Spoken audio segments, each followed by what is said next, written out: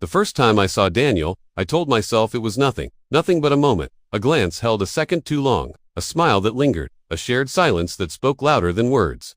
I was married. To a good man, a kind man. But sometimes, kindness can feel like quiet, and quiet can feel like loneliness. That afternoon was heavy with rain. I remember standing at the kitchen window, watching the droplets slide down the glass like tears, while upstairs, my husband screamed into a headset, too immersed in his online meetings to even hear me call his name. We had grown apart, slowly, softly, like two books on a dusty shelf, once side by side, now separated by silence. Daniel was the interior contractor for our upstairs renovation, hired for 2 weeks, nothing more. He came in each morning with a polite nod, measured words, and hands that told of long days and hard work. I wasn't looking for trouble. I wasn't looking for him, but life doesn't ask for permission before writing its twists. Chapter 1. The cracks beneath the paint. Mark, my husband, was the kind who believed providing a roof and food on the table equaled love. And for a time, maybe it did. But years of scheduled intimacy, of birthdays remembered only by calendar alerts, of anniversary dinners where his phone never left the table, they chipped away at me. I felt unseen, unfelt, untouched. Then came Daniel, with his sleeves rolled up, his forearms dusted with sawdust, and eyes that actually looked at me.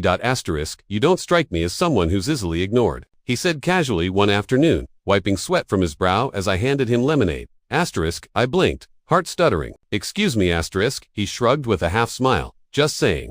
You seem like someone worth noticing. And for the first time in years, I believed it. Chapter 2. Lemonade and longing. Days passed. Mark buried himself in work upstairs, while Daniel and I formed a silent rhythm downstairs. I started baking again, laughing again, really talking to someone who seemed to hear me without interrupting. It was the Tuesday after our 7th anniversary when the storm really broke. Mark had forgotten, again, no dinner, no flowers, just a passing happy whatever. Between Zoom calls, I didn't cry, not anymore. I just cleaned up the half-set table, blew out the candles, and sat quietly on the couch, wrapped in disappointment. That night, Daniel stayed late to finish some tiling. I brought him coffee. We sat on the floor, backs against the wall, laughing about childhood memories and awkward teenage years. Then. The silence stretched. The air grew heavier. He looked at me, not with lust, but with ache. You're not just beautiful, he said softly, you're forgotten. And that should never happen to a woman like you. My breath hitched, and then he pulled my waist in. Just like that.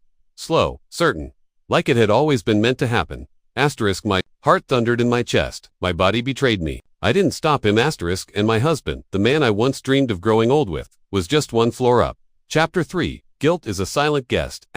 Nothing happened that night beyond the pull. A moment, a temptation, but it was enough to haunt me. The next morning, I avoided Daniel's gaze. I served Mark breakfast like nothing happened. But inside, I was shaking. Guilt settled into my bones like winter cold. Daniel didn't press. He stayed professional. But he didn't look at me the same, and I hated myself for missing that look. Chapter 4. The fall. The fall happened on a Sunday. Mark was yelling upstairs again. Deadlines, employees, whatever else he cared about more than us. I was in the garden when Daniel came to return a tool he'd left behind. We stood by the gate.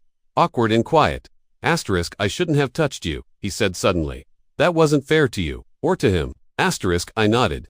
But the truth hung unsaid. I didn't stop you. He sighed. Why stay in a marriage where you're only half alive? I had no answer. Later that night, Mark and I argued. Not about Daniel. About nothing, and everything. I told him I felt alone.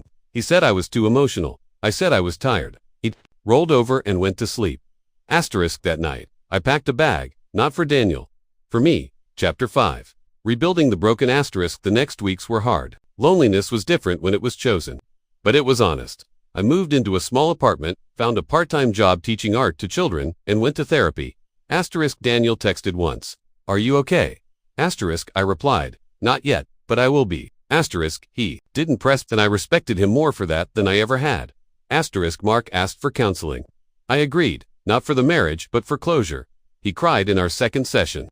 Said he never knew how far gone I was. I forgave him, truly, but forgiveness doesn't always mean return. Chapter 6. An honest ending. A year passed. I saw Daniel again at a charity event for the community center.